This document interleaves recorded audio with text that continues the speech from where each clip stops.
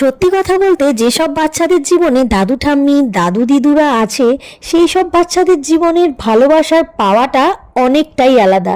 আমরা যেমন বঞ্চিত হয়েছি।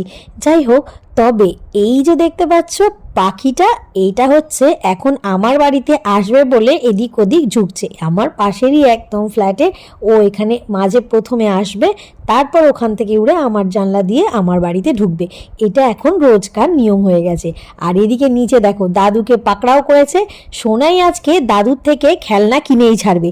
খেলনাটা কিনে দিতে হবে, এটা হচ্ছে আবদার।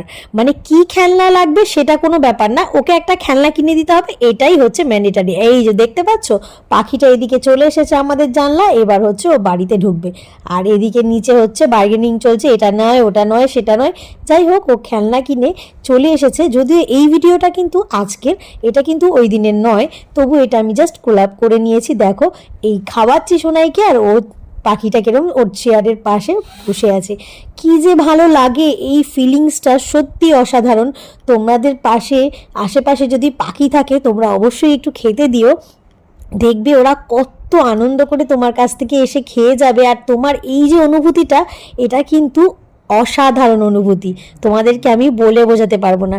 চলো তাহলে টাটা।